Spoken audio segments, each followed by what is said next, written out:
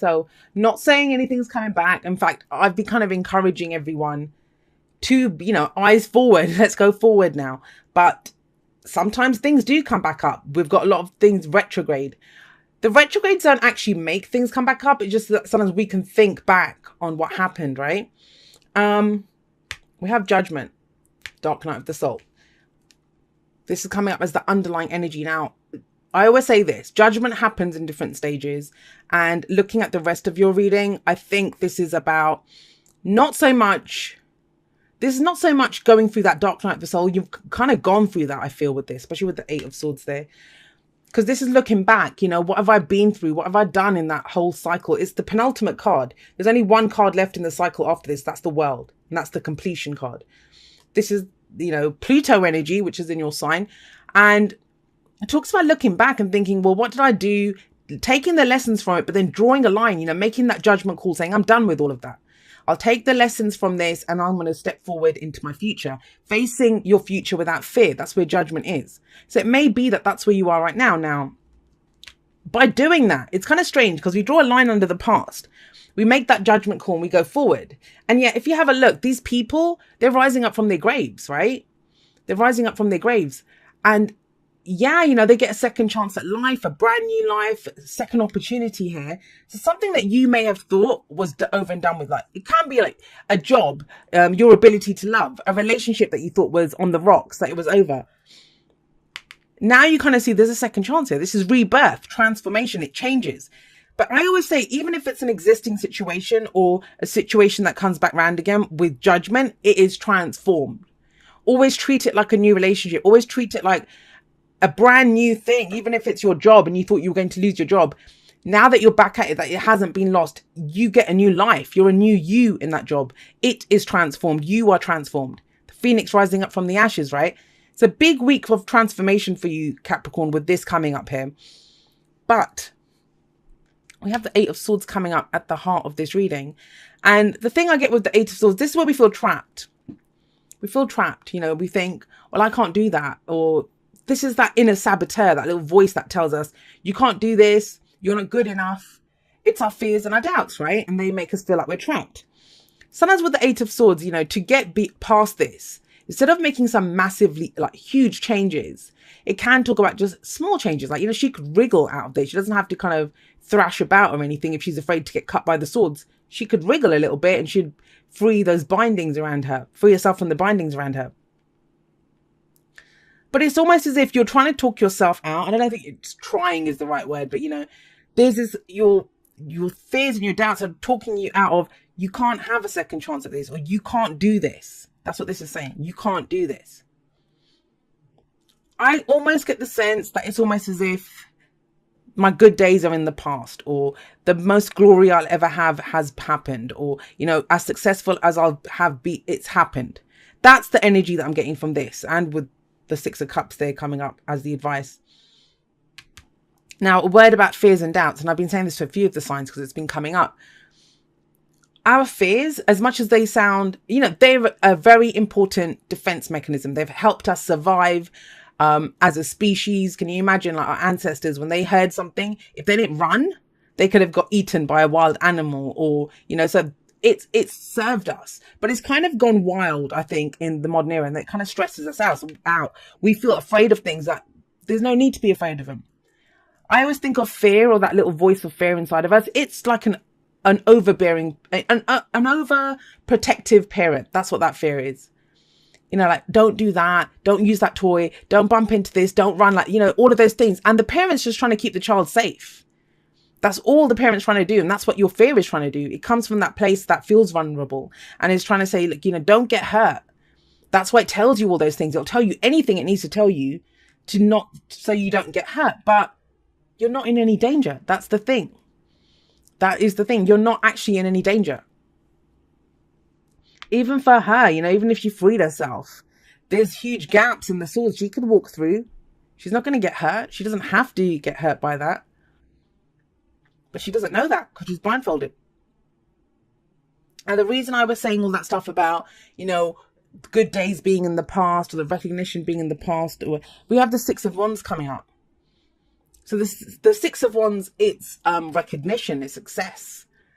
This is it's the card of pride for me, because this person is very proud of what he's done. So he's gotten up on a horse, he has his wand, he has the victory wreath, and he's saying, hey, look at me, look at what I've achieved. I've been on my diplomatic mission, I'm that conquering, returning hero, look at me. And there's a parade for him. But it's the past or the foundation. It kind of feels though, with the Queen of Pentacles coming up in the present, which is where this leads, that I think for some of you, there's not a lot of excitement in your life at the moment. And I don't mean that in a bad way. But, you know, I don't like to stereotype any of the signs. You know, some signs get the reputation of they're crazy and they're like fun all the time. Well, some of them might actually want a bit of normality or peace in their life, right? Whereas other signs, we find different things exciting as people. We honestly do. And this is exciting. Can you imagine being recognized for what you've done, being proud of what you've done? But with the Queen of Pentacles, she's more of the kind of tinker away in the background kind of person. She gets the work done. You know, she makes everything look easy. Doesn't mean it's not hard work. It is hard work, but she does it. She's independent. She's confident. She's reliable.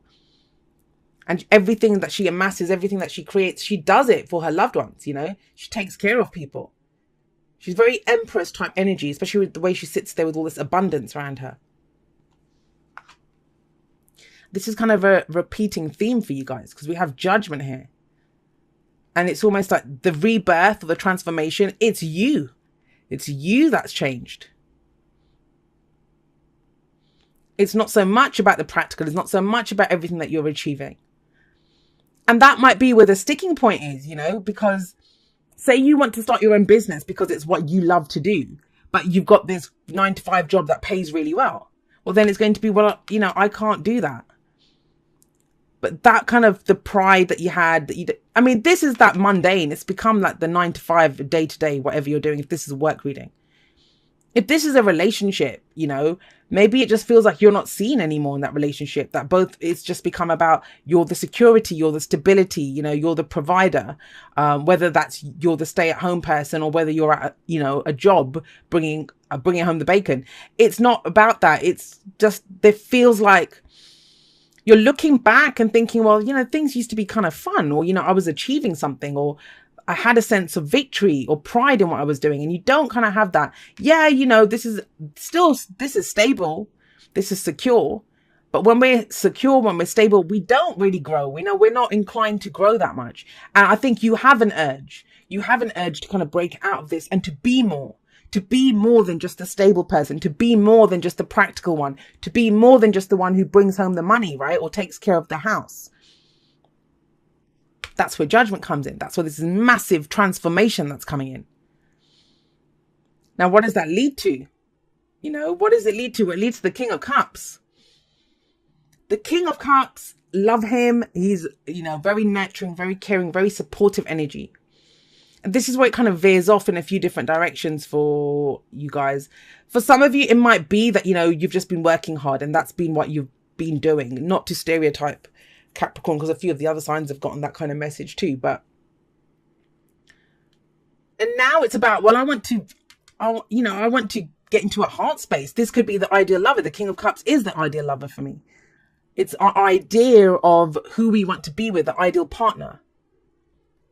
The romantic, or, you know, the kind of sweet, the one who whispers sweet nothings to us. That's the King of Cups energy, whatever that indicates for you. But it's almost like, I don't know if I can do this. Now, for others of you, it's not who you want. That's not another person. It's general, right? So it can go both ways. This is about you. The King of Cups knows how he feels. The Queen of Pentacles, she will work away in the trenches. Like, she's a good soldier. You know, she gets everything done and she makes it look easy. The King of Cups, he's a king. So he knows how he feels. But he doesn't always express how he feels. That's the thing with the King of Cups. He can be cagey. He can be secretive. You know, still waters run very deep with him. Especially with the 8 of Swords sat above here. Is there something that you want to express, Capricorn? And it might be that that time's come. And you might still be in the process of figuring out what your heart wants. Because right now your thoughts are kind of stopping you, or, you know, giving you that back chat. No one can tell him what to do. He's a king. And have a look, you know, the Queen of Cups, she holds on to a cup, but the King of Cups, he has it sat there and he ponders and he thinks and he's like, okay, well, how do I feel about this? And he knows how he feels, but he's thinking, when's the right time to say it? Now, if you're wanting to say something to someone, it's fine to like express it when you're ready to express it. You know, there's no judgment. And I do believe divine timing is our own timing. When we're ready to do something, we will do it. But always own it. Are you not saying something because your fears are telling you, don't say it, don't say it? Now, that might be, like I said, it can go off in loads of different directions. This might be telling your people at work that, you know, great, I know I'm the top salesperson or I do the best in that job, whatever, but I want more. It's not fulfilling me. I feel different. I want to go for something new. I want to do something, you know, coming from my heart space. It could be saying that. Could be telling your partner that, look, can we go have a date night or can we go do something else? If you've just been working, it might be, okay, I know I'm trying to build a business, but maybe I need to take at least one day off a week and go spend it by myself or spend it with friends and family or reconnect with people. There's a very strong energy of a rebirth here, of a rebirth. It feels like you started off with a dream, and this is totally channeled that's coming through. You started off with a dream and you've done it. You've done great, guys. You've done great. Like she's the worker, man. I love her. If I was ever going to do anything, I'd take the Queen of Pentacles with me to get it, to achieve it. If that's the partner, if I had one choice for, you know, any of the court cards, I'd pick her. And you've done it. But it's okay to want something different. It's okay to think, well, I've achieved that now. What else can I do? Look in a different area of your life. It's not so much about the practical stability and security now. And I feel like it's going back. You're going back to a dream that you had. Maybe you had to make a choice for two things and you picked one path. You've been successful at that. Now it's time you're going back and thinking, well, what was the other option? Whether that's a person, whether that's a job, whether that's a way of life. You know, spending time with friends and family. This energy can play out in a number of different ways. Because the advice is the Six of Cups. And the Six of Cups is nostalgia. It's looking back. There's a kind of, I always feel like there's a sense of a loss of innocence when the Six of Cups comes up. Because we're remembering a time when we were innocent. Or we were childlike. You know, when we got such simple pleasure and joy from something. And we think back and we look back at it because it was a happy time, right? That was this. You know, sometimes we can overcome something so simple, like a simple task or obstacle or something that we're doing. And we take such pride in it. We think, wow, you know, I did this so well. And then other times we could be bloody running a company or, you know, be the CEO of something or just have that immaculate house, that relationship. But it's just, it becomes mundane and run of the mill. And it feels like there's something, like some spice or something that you want here. And you're figuring it out. I mean, think about it. The only thing stopping you right now are your own thoughts, Capricorn. Look at the power, the colors around here and the power that's here.